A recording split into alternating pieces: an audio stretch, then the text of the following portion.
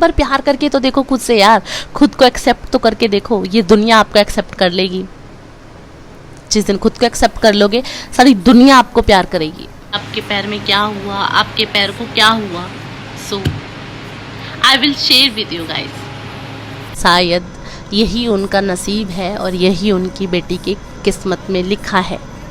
उनको तो यकीन हो गया, उन्होंने तो शायद मान लिया, किस्मत से समझौता कर लिया, लेकिन इस लड़की का यानी कि मेरा अभी मानना बाकी था, क्योंकि मुझे तो पता ही नहीं था कि क्या मैं सबसे अलग हूँ, क्या मेरे साथ कुछ अलग हुआ है, मुझे नहीं पता।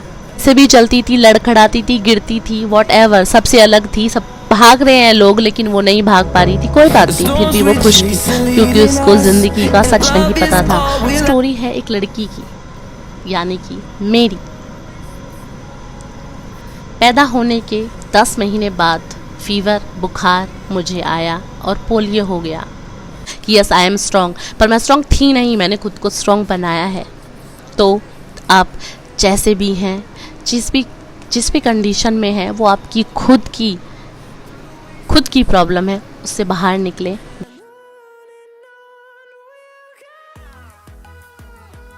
हेलो माय डियर फ्रेंड, मैं आशा करती हूँ आप सब लोग अच्छे होंगे। मैं भी बहुत अच्छी हूँ, बहुत खुश हूँ। मेरा नाम है ज्योति भाटी और मैं पेशे से एक वकील हूँ और मैं तैयारी कर रही हूँ गवर्नमेंट सर्विसेज की। मैं शादीशुदा हूँ, मेरा एक बच्चा है 1.5 साल का। जैसा कि आप सब जानते हैं कि मैं, देखा होगा मेरे बायो में लिखा है कि मैं एक हैंडीकैप गर्ल हूँ। जी हाँ, आप कह सकते हैं विकलांग, अपाहिज या जो भी आप इसको शब्द दें। मुझे उससे कोई दिक्कत नहीं है, मैं खुश हूँ अपनी ज़िंदगी में, क्योंकि मैंने जो भी पाया, जो भी किया, अपने बलबूते पर अपनी मेहनत से किया है। तो मुझे इस शब्द से कोई भी परेशानी नहीं होती। अगर लोग आज मुझे ऐसा बोलते हैं कि अरे बेचारी अपाहिज है या विकलांग है या व्हाटएवर, जो भी वर्ड, तो मुझे फ़र्क नहीं पड़ता। लेकिन एक वक्त था तब मुझे फ़र्क पड़ता था, सच में बहुत फ़र्क पड़ता था। सो इस स्टोरी है एक लड़की की, यानी कि मेरी। पैदा होने के 10 महीने बाद फीवर, बुखार मुझे आया और पोलियो हो गया। घर वालों ने बहुत कोशिश की कि मैं ठीक हो जाऊं, मगर कुछ नहीं हुआ। इलाज चलता रहा, वक्त बीतता गया, साल बीती, वक्त बीता, उम्र बढ़ी। वक्त के साथ साथ घर वालों को तसल्ली हो गई कि शायद यही उनका नसीब है और यही उनकी बेटी की किस्मत में लिखा है। उनको तो यकीन हो गया, उन्होंने तो शायद मान लिया, किस्मत से समझौता कर लिया, लेकिन इस लड़की का यानी कि मेरा अभी मानना बाकी था, क्योंकि मुझे तो पता ही नहीं था कि क्या मैं सबसे अलग हूँ, क्या मेरे साथ कुछ अलग हुआ है, मुझे नहीं पता। कहते ना, अल्लड़ ज़िंदगी, बचपन सबसे खूबसूरत होता है। वो अपने बचपन को एंजॉय कर रही थी।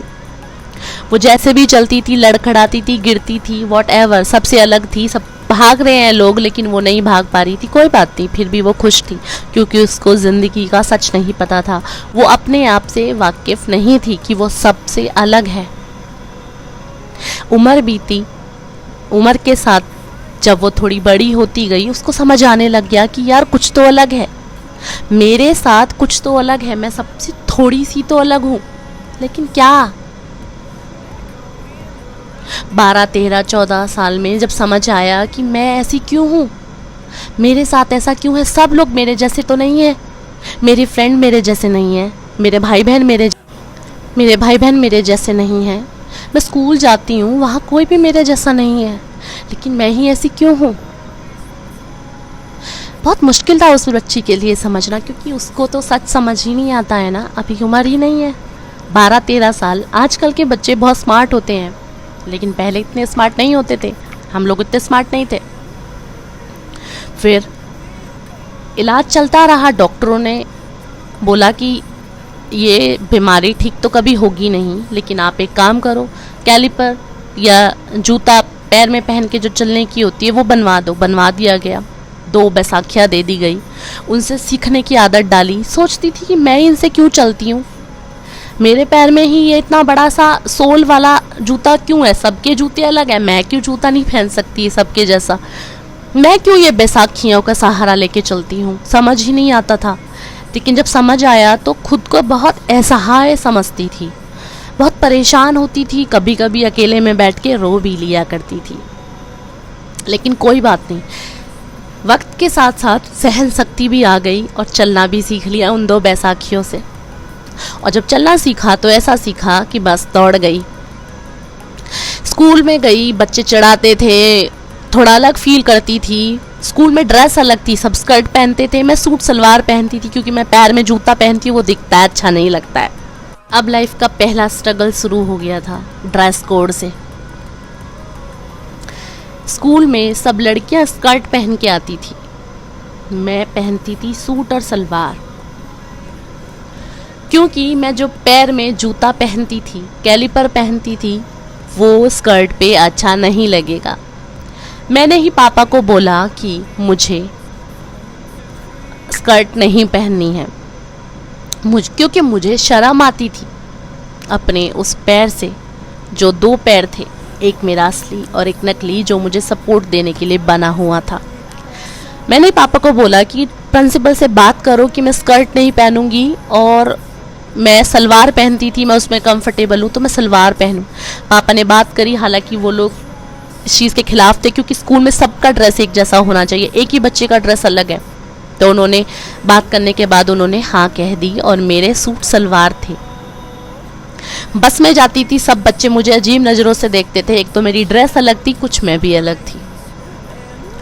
बहुत कॉन्फिडेंस की जैसे धज्जियाँ उड़ गई थी। ड्रेस अलग नहीं थी, जिंदगी अलग हो गई थी। कॉन्फिडेंस की धज्जियाँ उड़ गई। डरती हूँ, लोगों से नजरें नहीं मिलाती हूँ, किसी से बात नहीं करती हूँ। स्कूल बस की पीछे वाली सीट पे जाके कोने में बैठ जाती हूँ। स्कूल की पीछे वाली डेस्क पे जाकर बैठ जाती हूँ। कोई दोस्त नहीं है मेरा, क्योंकि मैं ही किसी से दोस्ती करना नहीं चाहती। मुझ में कॉन्फिडेंस नाम की चीज़ ही नहीं है। मैं स्कूल नहीं जाती हूँ क्योंकि मुझे शर्म आती है। स्कूल से कंप्लेन आती है कि आपकी लड़की स्कूल नहीं आती है।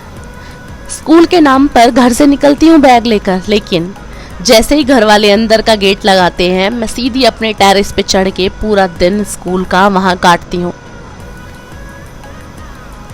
क्योंकि मैं स्कूल नहीं जाना चाहती हूँ। क्योंकि मेरे दोस्त ही नहीं है स्कूल में, मैं किससे बात करूँ? बच्चे मुझे चिढ़ाते हैं। कुछ बच्चे अच्छे भी थे, कुछ लड़कियां अच्छी भी थी, आज भी वो मेरे दोस्त हैं, पर मुझ में कॉन्फिडेंस ही नहीं है कि मैं उनसे हाय हेलो उनसे कुछ बात करूं, क्योंकि मैं अपने आप को दुनिया से अलग करके बैठी हुई हूँ। मैं खुद को एक्सेप्ट ही नहीं कर पा रही हूँ कि मैं अलग हूँ। खुद से प्यार ही नहीं करती तो दूसरा कोई मुझे क्या प्यार करेगा। घर आके रोती हूँ, मुझे स्कूल नहीं जाना है। ये जिंदगी से जूझना मेरा 12वीं क्लास तक चलता रहा। बस जैसे तैसे 12वीं हो गई। मैं 12वीं में फेल हो गई क्योंकि मैं स्कूल ही नहीं जाती थी डर की वजह से। दोबारा 12वीं करी, ओपन से 12वीं करी, पास हो गई। थोड़ा सा कॉन्फिडेंस बढ़ गया। कॉलेज गई, कॉलेज ज्वाइन करा और मैंने चूज किया लॉ, LLB। और LLB में कॉलेज में एडमिशन लिया, एक हल्के से कॉलेज में, मेरा खुद का चूज करा कॉलेज जो मेरे घर के पास था। पापा के एक दोस्त ने कहा कि ये कॉलेज अच्छा नहीं है, क्राउड अच्छा नहीं है, यहाँ क्यों एडमिशन करा दिया। फिर पापा ने मेरा एक टॉप के कॉलेज सिम्बॉयसिस नोएडा में एडमिशन कराया डोनेशन देकर। एडमिशन तो हो गया।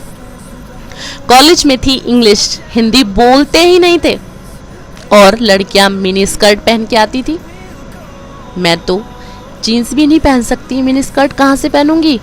फिर वही ड्रेस कोड का पंगा, क्या पहनूं, सूट सलवार। वहां तो मैडम भी सूट सलवार नहीं पहनती थी। हाई फाई कॉलेज जो था।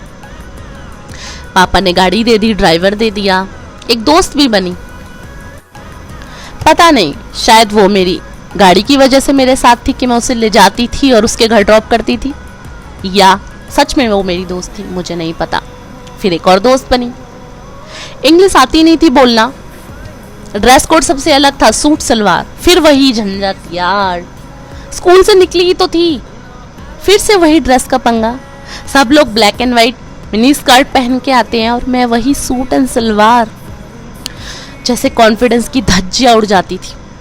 फिर वही बैक कॉर्नर पकड़ लेना और चुप बैठे रहना, किसी से बात नहीं करना, किसी से आंखें नहीं मिलाना। बॉयफ्रेंड क्या होते हैं मुझे पता ही नहीं है, क्योंकि मैं तो दोस्त लड़कियों को नहीं बना पाती, तो लड़के कहाँ से दोस्त बनाऊंगी। तभी कॉलेज में एक दो अच्छे लड़के भी थे जो मेरी सपोर्ट करते थे या मुझसे बात करते थे, तो अच्छा लगता था उनसे बात करके। एक लड़का था, नाम याद नहीं आ रहा, बहुत पुरानी बातें हो गई। वो बेचारा मुझे समझ नहीं आता था, समझा भी देता था, व्हाटएवर। लड़कियां बड़ी बेकार थी वहां पर क्योंकि वो मिनी स्कर्ट वाली थी, स्टाइलिश थी, वो मुझे बहनजी टाइप्स नज़र से देखती थी। सो स्ट्रगल करते करते 3 महीने हो गए, नहीं आया समझ कॉलेज, छोड़ दिया उस कॉलेज को, आ गई वापस। पापा ने बात करना बंद कर दिया क्योंकि उन्होंने 1.5 लाख रुपए देके मेरा कॉलेज में एडमिशन करवाया था। बेस्ट कॉलेज, एनसीआर का टॉप कॉलेज, सिम्बायोसिस। बहुत मुश्किल था उनको समझाना कि मैं क्यों नहीं वहाँ जाना चाहती हूँ। मुझे इंग्लिश नहीं आती है, मेरे ड्रेस कोड सबसे अलग है, लोग मिनी स्कर्ट पहनते हैं, मैं सूट सलवार पहनती हूँ क्योंकि मैं अपने पैर को लोगों को दिखाना नहीं चाहती हूँ कि मेरे 2 पैर हैं, मैं नकली और असली पैर के साथ चलती हूँ। कैसे समझाऊं पापा को, बात ही नहीं करते हैं। ठीक है, अपना चूज करा हुआ कॉलेज जहाँ और भी लड़कियां थी सूट सलवार वाली मेरे जैसी, वहाँ चली गई, जाना शुरू कर दिया। प्रिंसिपल से बात करी कि मैं दोबारा आना चाहती हूँ। 1 सेमेस्टर के पेपर नहीं दिए थे, 2 सेमेस्टर के एक साथ पेपर दिए, बैक आ गई, कोई बात नहीं। लेकिन वहाँ जाकर कॉन्फिडेंस था, क्योंकि सबसे अच्छी बात जो थी कि वहाँ मैं खुद के कपड़ों से खुद को जज नहीं करती थी। वहाँ और भी लड़कियाँ थी जो सूट सलवार पहन के आती थी मेरे ही जैसी, और भी बच्चे थे जिन्हें इंग्लिश नहीं आती थी मेरे ही जैसे। तो वहाँ से कॉन्फिडेंस बढ़ना शुरू हुआ। कॉलेज की पहली लड़ाई, एक लड़के ने मुझे ऐसे फिंगर दिखाई थी बाहर से, वो बड़ा आवारा टाइप का था, उस लड़के को धर के सुनाया मैंने। और भी जो मेरे कम्युनिटी के लड़के थे, गुजर बरादरी के, मेरे साथ हो गए, हमारी बहन को चढ़ा। वहाँ से कॉलेज का पहला कॉन्फिडेंस मुझ में आया, और वो ऐसा आया कि आज तक नहीं गया। ऐसा कॉन्फिडेंस आया कि आज तक नहीं गया। धीरे धीरे इंग्लिश भी बोलनी आ गई, इंग्लिश समझने भी आने लगी, और लॉ कंप्लीट हो गई। फिर चुड़ी श्री का डिसाइड करा कि जज की कोचिंग करूंगी। मुखर्जी नगर जाके हॉस्टल में रही, कोचिंग करी, खुद से आना जाना सब करती थी मैनेज। एक लड़की जो स्कूल जाने से डरती थी, आज वो जज की तैयारी कर रही है। Now I am in front of you, और मैं अपने बारे में आपको बता रही हूँ। एक लड़की जो खुद को चलते नहीं देखना पसंद करती थी क्योंकि उसकी वॉक अच्छी नहीं है, हैंडीकैप लोगों की वॉक अच्छी नहीं होती, आप सब जानते हैं। आज वो लड़की अपने व्लॉग्स में खुद को चलते दिखाती है, बिकॉज मैंने खुद से प्यार करना सीख लिया है। लोग मुझे पसंद करते हैं या नहीं मुझे फर्क नहीं पड़ता, मैं खुद को बहुत पसंद करती हूँ, मुझे इससे फर्क पड़ता है। मेरे अपने मुझे पसंद करते हैं, मुझे इससे फर्क पड़ता है। आज मुझ में इतना कॉन्फिडेंस है कि मैं कुछ भी करना, जो भी चाहूँ कर सकती हूँ, डरती नहीं हूँ। LLB करी, जुडिशरी की तैयारी करी, एग्ज़ाम्स दिए, हाँ नंबर नहीं आया, कोई बात नहीं। शादी भी हो गई, बच्चा हो गया, NGO चलाया, गरीब बच्चों को पढ़ाया, LLM में एडमिशन लेके LLM कर रही हूँ, और आपके सामने हूँ व्लॉगर के रूप में।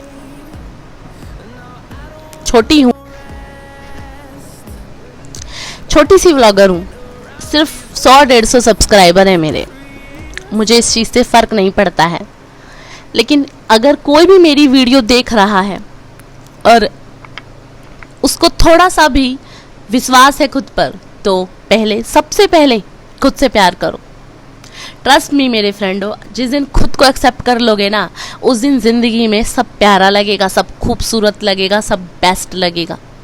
आज मैं अपने जिस पैर को सूट सलवार में कॉलेज की ड्रेस में छिपाती थी, आज मैं सोचती हूँ कि काश मैं दोबारा स्कूल जाऊँ और स्कर्ट पहन के जाऊँ। आज मुझ में इतना कॉन्फिडेंस है कि मैं अपने उस पैर को लोगों को दिखा सकती हूँ।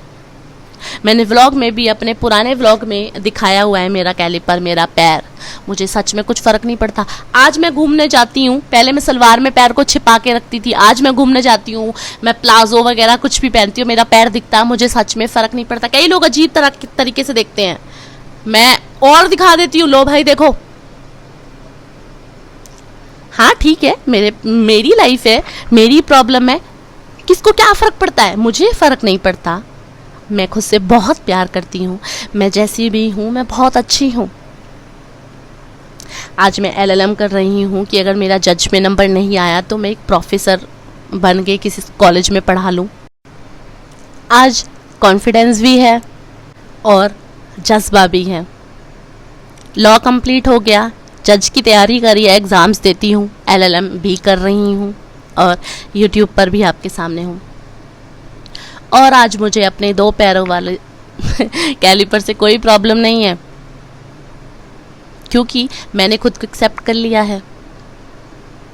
अच्छा लगता है अगर मैं 4 लोगों को, 2 लोगों को, किसी एक को भी मोटिवेट करती हूँ। मेरे फ्रेंड मुझसे मोटिवेट होते हैं, बोलते हैं कि तू कितनी स्ट्रांग है, तो बहुत अच्छा लगता है कि यस आई एम स्ट्रांग। पर मैं स्ट्रांग थी नहीं, मैंने खुद को स्ट्रांग बनाया है।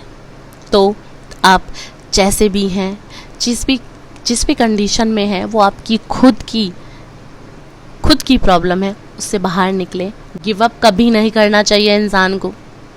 अच्छे बुरे 2 ही तरह के तो लोग होते हैं, सुंदर बदसूरत 2 ही तरह के तो लोग होते हैं। तो आप जैसे भी हो, खुद से प्यार करना सीखो। एक बार प्यार करके तो देखो खुद से यार, खुद को एक्सेप्ट तो करके देखो, ये दुनिया आपको एक्सेप्ट कर लेगी। जिस दिन खुद को एक्सेप्ट कर लोगे, सारी दुनिया आपको प्यार करेगी, बिलीव मी। बस ये थी मेरी छोटी सी कहानी। अगर आपको अच्छी लगे तो मेरी वीडियो को लाइक और शेयर कर देना और मेरे चैनल को सब्सक्राइब कर लेना। Thank you so much.